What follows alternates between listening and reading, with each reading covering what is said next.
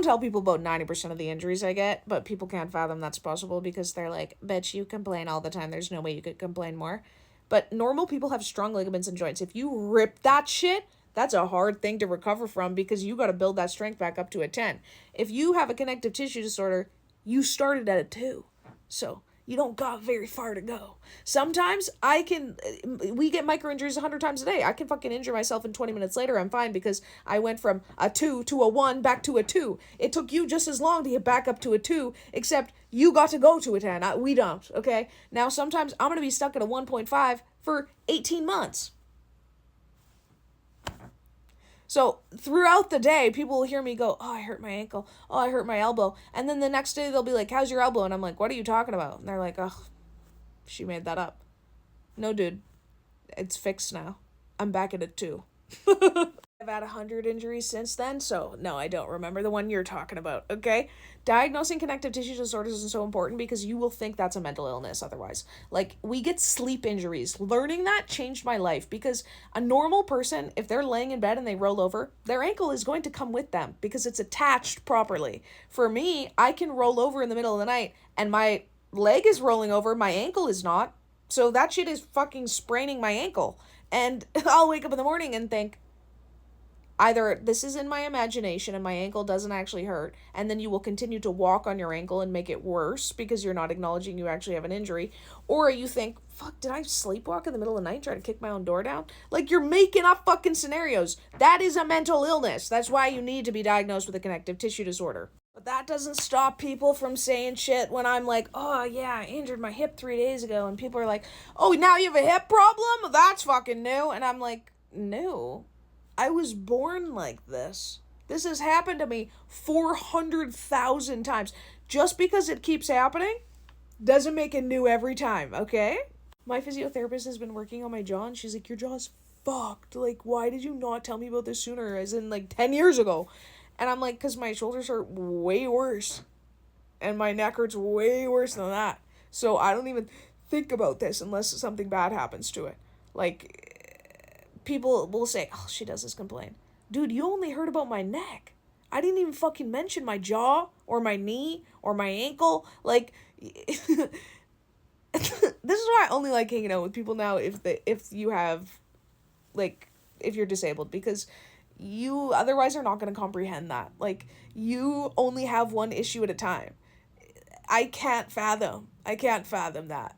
Especially too, like, once we get solve problems, it just shifts to a different issue, right? Like, for example, my shoulder pain. Once my shoulders don't hurt as much, now I have time to deal with my jaw pain. And I feel and my jaw pain more because I'm not distracted by my shoulders.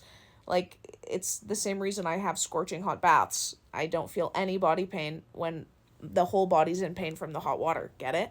Like, it's refreshing to be able to spend time now around people who have HEDS because it makes me, this is like fucked up, but it makes me happy when they stand up and they're like, oh, and I'm like, oh.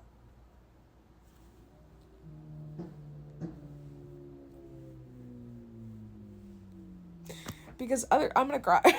Because other people hear you do that and go, ugh, so dramatic. You're always complaining. It's like, no, dude.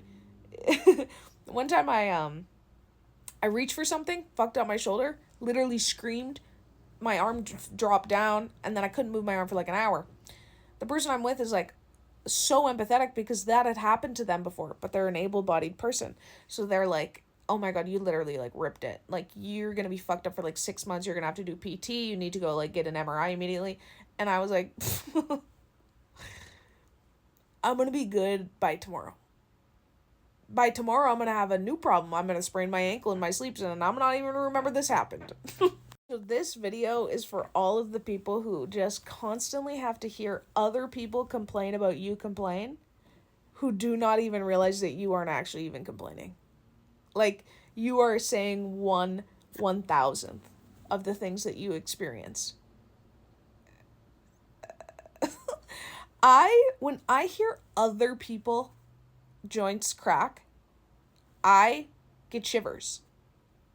And people go, it doesn't even hurt. It didn't even hurt me when my fucking knee popped. I'm like, it hurt me to hear that because I got flashbacks. Don't fucking tell me that I'm dramatic and a baby when you don't get chills from hearing someone else's knee pop. Clearly you've never actually had your fucking knee hurt. We need to help more people get diagnosed. You guys help me brainstorm. How are we going to get more people diagnosed? Tell me exactly what type of video I need to make. I need to start making more videos for people who don't know they have EDS yet. Because I had no fucking clue that any of this shit was all over TikTok. Like, there's literally, and it makes me angry, hypermobile elders, downloads, influencers that have been making content about this shit for 5 straight years. I've been a content creator on this app, spending way too much time on this app, and that shit has never come across my For You page. So I need to think back to, like, the things that people would say before I knew I had this condition that would make me go, wait, that's me. Because if someone, I didn't even really consider myself someone who had joint problems. Like, because I simply stopped moving. So I guess that's the thing that catches people more, I've realized, is not explaining what you're feeling, but explaining the things you have to do to overcompensate for it. Like, I'm going to show you one. I got to make a video about this. I always stand, or I'm always at an angle where I'm leveraged against something. So if I am standing at a countertop, I never stand at a countertop without resting my hips on the countertop. So now I'm not using strength to hold myself up. I'm simply using the angles. Or I stand like this with my legs far apart because, again, I'm not using strength. I'm just relying on the fact that my bones are stuck at this angle. When I have a shower, I stand like this. I am not holding my body strength up. The floor is like pivoted to the side, so I'm just wedged. And one of the things that really sticks out of my mind before I was ever diagnosed, this is the first time someone ever said this to me. I walk out of my apartment, I walk to the elevator, and then I'm waiting for the elevator. And my friend goes, why are you leaning against the wall? That never crossed my mind. I'm like, well, because I don't know, like, I'm tired, I guess. I don't know. What do you mean? Like, it didn't even make, but I thought about it a lot. I'm like, why do I? And then I noticed, fuck, I lean against everything all the time, actually. And that's when it became a goal for me to try to stand more without leaning on things, which my goal was 10 minutes a day. Still haven't fucking met that goal, but what the hell am I wearing?